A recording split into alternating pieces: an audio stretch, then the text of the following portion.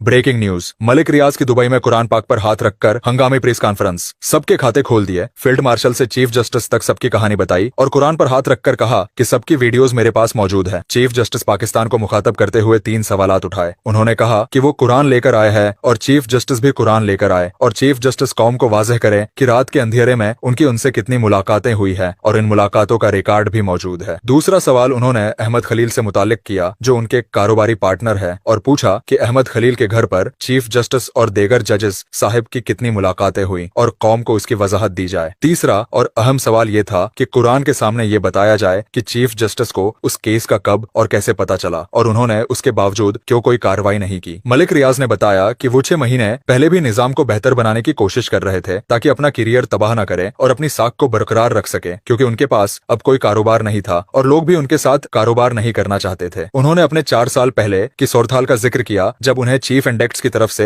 Resign कर दिया गया था और उन्होंने तब अपना करियर छोड़ दिया था। मलिक रियाज ने अपनी जदोजहद के बारे में बताया कि उन्होंने सख्त हालात में भी मुल्क के लिए काम किया। उनका रहायशी इलाका लॉर्ड शेडिंग और सिक्योरिटी के मसाइल से पाक है, वहाँ गार्बेज कलेक्शन का मसला नहीं और वहाँ बच्चों के लिए खेल के मैदान भी है। उन्होंने कहा कि हुकूमतें भी कुछ हद तक ऐसा करती है लेकिन वो अपनी तरफ से बहुत कुछ कर रहे हैं। मलिक रियाज ने इल्जाम लगाया कि 6 महीने पहले किसी ने चीफ जस्टिस को बताया कि वो ब्लेक मेलर है और चीफ जस्टिस ने डॉक्यूमेंट्स देखने से इनकार किया। उन्होंने मजीद कहा कि आज भी उनका केस सुप्रीम कोर्ट में जेर समाअत है और FIA को उनकी गिरफ्तारी का हुक्म दिया गया है। मलिक रियाज ने अपनी किताब और कालमों का हवाला दिया जिनमें उन्होंने जनरल बाजवा के खिलाफ भी लिखा था और कहा कि उन्होंने हमेशा मुल्क की खिदमत की है। उन्होंने अपने हाउसिंग प्रोजेक्ट की तफसीलात देते हुए बताया कि उनके मंसूबे में लाखों लोग शामिल हैं और सवाल उठाया कि क्या उन्हें कोऑपरेटिव स्कैंडल में बदनाम किया जा रहा है। मलिक रियाज ने कहा कि वो इंसाफ के लिए अल्लाह से दुआ करते हैं और अदालतों में अपने केसेस के सिलसिले में बड़े नाइंसाफों का सामना कर रहे हैं। उन्होंने बताया कि उन्हें कई दफा झूठे मुकदमात में फंसाया गया और सेशन जज ने उनके खिलाफ जानबदाराना रिपोर्ट तैयार की। वो चीफ जस्टिस से मुलाकातों और अदालत के रवैये का जवाब चाहते हैं। मलिक रियाज ने कहा कि अगर उन्हें अदालत में बुलाकर जेल भी कर दिया जाए तो वो डरने वाले नहीं, क्योंकि उन्होंने अपनी पूरी जिंदगी इस मुल्क की खिदमत में लगाई है और कभी किसी पर कोई माली इल्जाम नहीं था। आखिर में मलिक रियाज ने कहा कि वो किसी पर इल्जाम नहीं लगा रहे बल्कि अपनी सच्चाई और इंसाफ की तलब में है। उन्होंने दरख्वास्त की कि उनकी बात को समझा जाए और उन्हें इंसाफ दिया जाए, क्योंकि उनकी पूरी जिंदगी पाक दिली और ईमानदारी से गुजरी है। उन्होंने कहा कि वो चीफ जस्टिस की इज्जत करते हैं और उनके लिए दुआगो है और ये कि इस्लाम हमें सिखाता है कि मरने वालों के हक में झूठ भी बोलना जायज है।